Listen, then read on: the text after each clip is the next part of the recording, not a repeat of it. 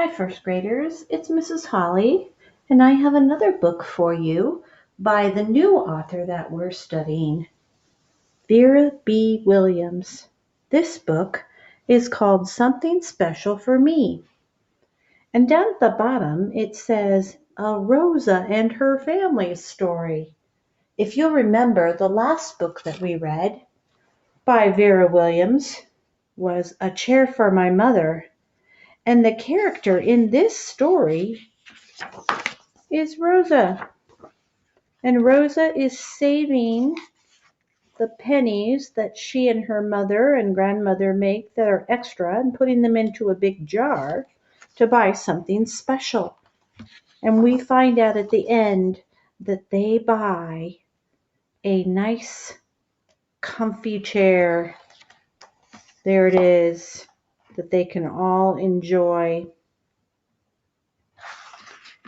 And this book also has Rosa in it. And check out this tiny picture. It's the same as the one at the end of this story. So there it is. This picture was taken and framed and put it onto here. So this book is the next book or the sequel of the first one. Let's find out what's going to happen to Rosa now. Something Special for Me by Vera B. Williams.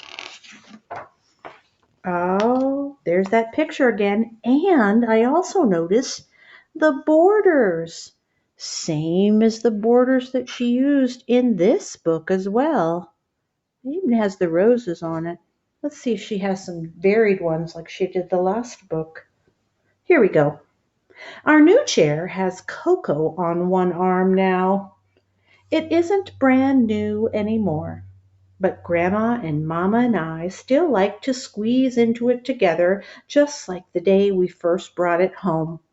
That was when Aunt Ida, who lives upstairs, took this picture of us.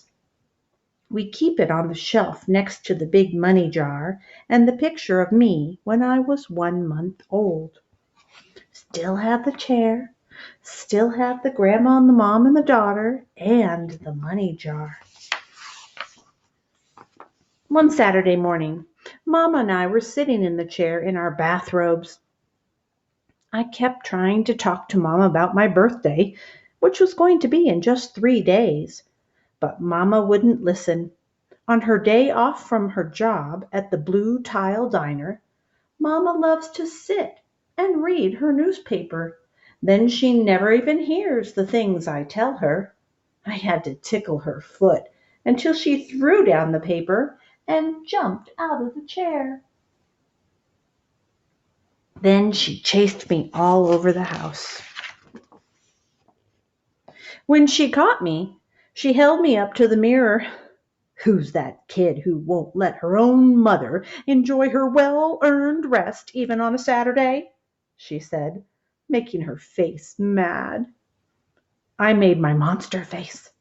We made faces in the mirror until we laughed so much we had to pee. Then Mama hugged me. "You're much more fun than a newspaper," she said. Oh, look what I see. Then we studied the money in the big jar. There it is. They're studying it. Do you know what that word study means? It actually means to look at for a period of time, examining it. The jar is only partly full now. But one time, Grandma and Mama and I saved up so much money, that jar was full to the top. That was when we went shopping and bought a chair for my mother. That was the last book, huh? There was some money left even after we paid for the chair. Now we still put money in jar every Friday when Mama brings her tips home from work. If I help out at the diner, I put money in the jar too, and Grandma puts in whatever she can spare. "What are we going to spend the money on this time?" I asked Mama. She lifted down the jar and dumped it, and me, right into the chair. She called my grandma over. "Mother," she said, "it's going to be Rosa's birthday in 3 days. The chair was really for you and me. Don't you think it's Rosa's turn to get something special?" Ooh, something special. Remember the title? Something Special for Me? Oh, I think that's going to be it. Grandma thought it was a wonderful idea. "Why don't you take Rosa downtown shopping? Whatever you buy will be from me too. And it will be from Aunt Ida and Uncle Sandy too. Whenever they get their pay, they drop money in our jar," I said. Mama and I got dressed fast. Grandma changed the money into dollar bills. As we went out the door, she hollered after us, "Rosa, you buy something real nice."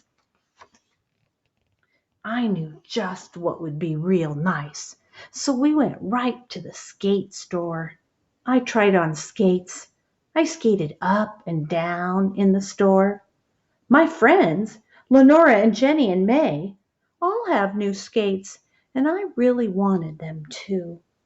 I could see myself dancing around on my new skates in the schoolyard to Lenora's little radio.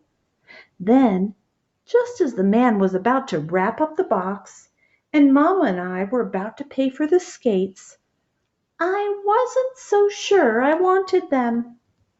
Well, I wanted them, but I could tell that skates weren't really what I wanted to empty that big jar of money for. Not even white skates with orange wheels that could race and dance all over the street. So we went out of the store without buying anything. Why do you suppose she got ready to buy them and then decided that those weren't the right things that would make that she wanted to spend her money on? That's interesting. She really wanted them. But then she thought about it and didn't think that that was quite the right thing that she should be buying. I wonder what's going to happen now. Let's find out. Across the street was the department store, and I pulled Mama through the revolving door and up the escalator to the children's floor. There I tried on dresses, and I tried on coats. I tried on shoes and even hats.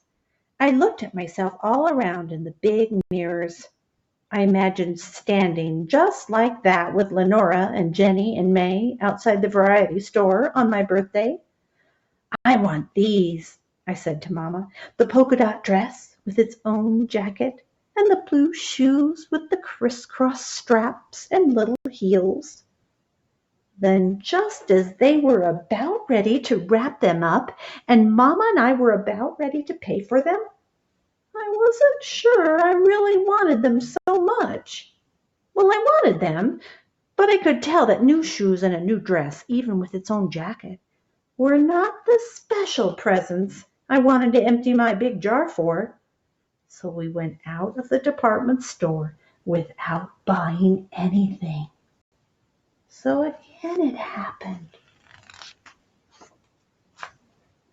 Then right down the block, I saw a red tent in the store window. Next to it was a blue sleeping bag and a knapsack with pockets all over it. The sleeping bag was spread out all ready for the night. I pushed open the door, and Mama followed me into that store. I could just see how it would be to go on a trip in Aunt Ida and Uncle Sandy's truck. Lenora, Jenny, and May would come along. I'd pack everything we needed into the knapsack. Then we'd put up the tent by the lake, and we'd all sleep in it together.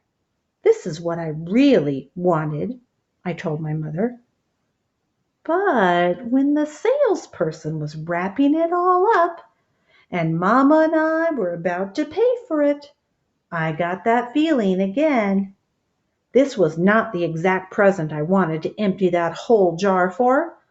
Mama recognized the look on my face, and when we walked out of that store without any packages, Mama was laughing. Why do you suppose the mother was laughing at her daughter?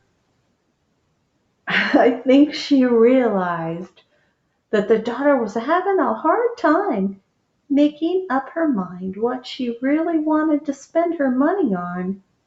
She knew there wasn't much money in that jar and that they were giving it especially to her, and she wanted to make sure that it was the right thing.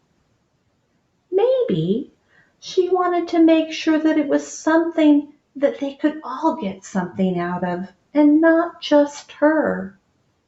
She would have been the only one to wear the dress, right? She would have been the only one to sleep in the tent. Well, I guess her friends would have too, but not her mother and her grandmother. Hmm.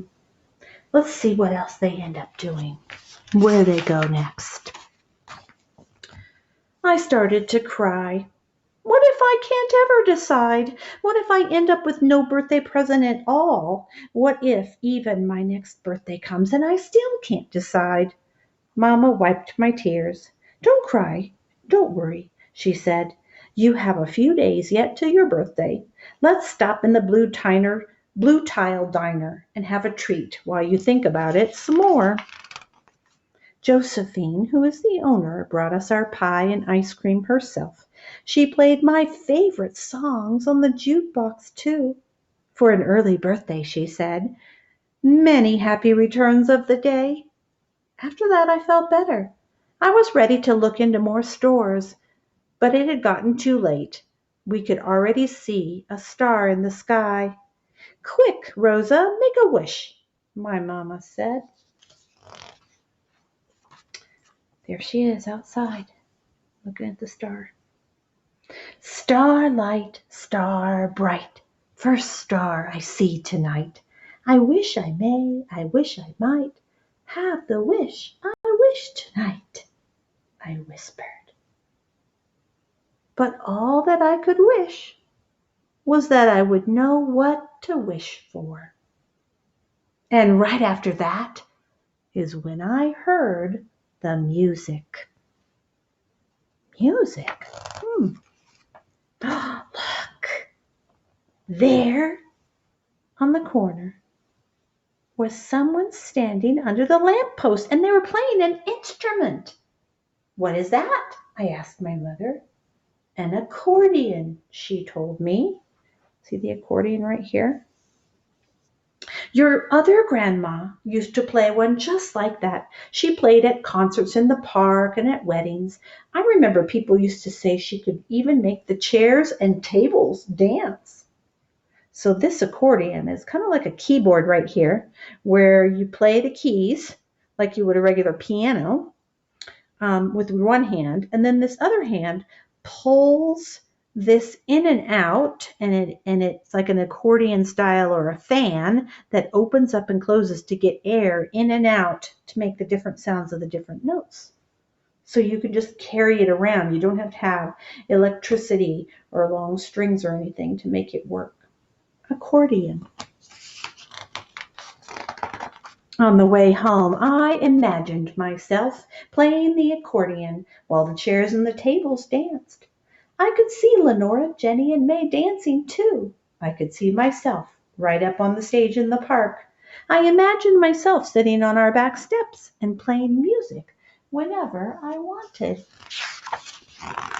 On my birthday, Grandma and Aunt Ida and Uncle Sandy and I took the money and went to meet Mama at the music store. The music store was full of big accordions, but they were very expensive. When the woman in the store said, "How about this one? It's good for a beginner," and she showed me one just the right size. When she played it, I heard the same beautiful sounds as I had heard in the corner by the diner.